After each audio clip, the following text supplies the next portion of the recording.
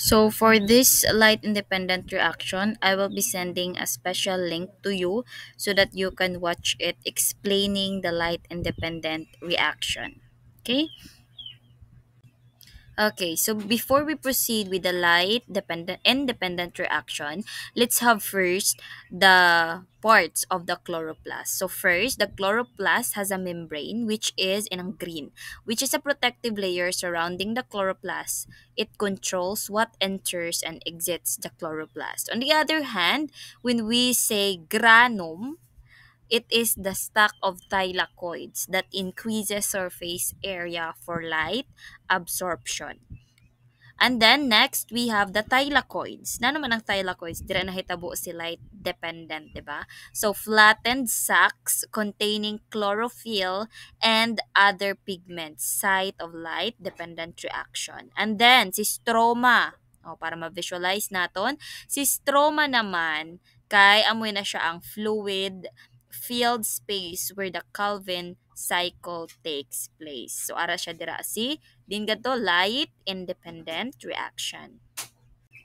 So na-introduce naton sa light dependent reaction that we have photosystems. Nano man ngayon ining mga photosystems? So photosystems are protein pigment complexes embedded in the thylakoid membrane.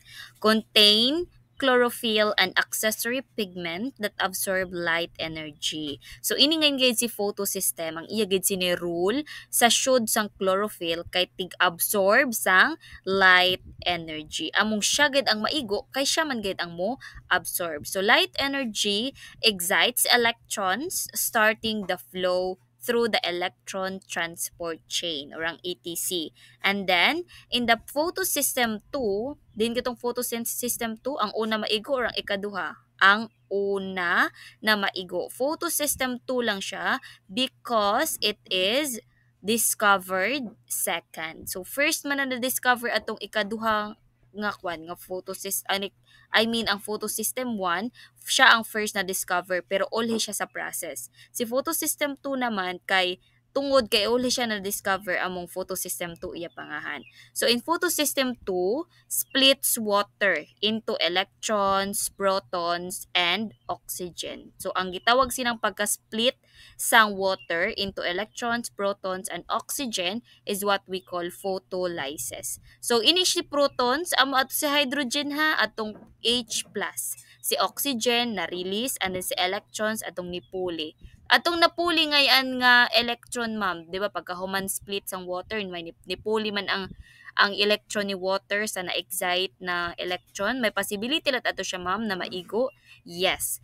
In order for photosynthesis to continue atong mga electron nga ang electron nagipuli halin sa water nga ni split kay amo nalat adto siya ang masunod na maigo sang light wherein need nalat naton mag-add sang water. So that is why kinahanglan sang plant sang water because in order to create photosynthesis or generate their own food, we should have water.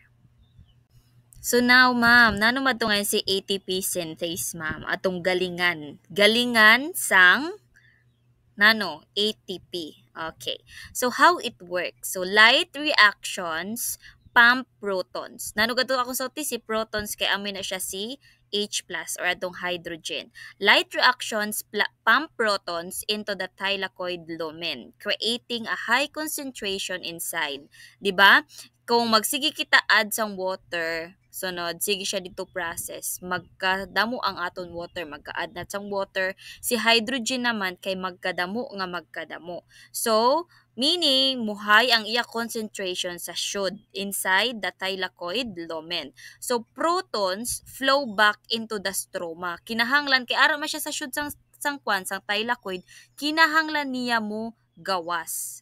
Diin man siya mo gawas through ATP synthase. So ang ATP synthase sorte pa diri sa iya pagka-describe, water turning a turbine. Oh.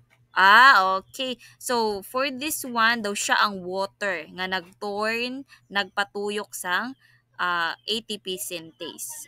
water turning a turbine. So, ina siya, amin na siya ang balik gasolina, si proton or si hydrogen. This flow powers ATP synthase to bind ADP and phosphate forming ATP. So, ini naman siya, sa should sini diri sang iya ATP synthase kay syempre of course 'di ba kung may ara kay himuon nga usa ka butang dapat ara kay ingredients. So ang ingredients ni para makahimo first ara syempre kay galingan mi ni sa ATP synthase ara ini siya sang gigaling ara ini siya sang gimix. Pero ang kinahanglan lang gayud niya kay ang gasolina nga magpatuyok sa iya which is the proton 'di ba? So ang iya nga sini ingredients sa should sining ATP synthase is the ADP and then the phosphate. Ining ADP plus PI. Amo na siya ang iya should. So, due to proton or hydrogen ni tuyok siya. And then pagtuyok niya, nag-bind together si ADP and si phosphate, forming ATP.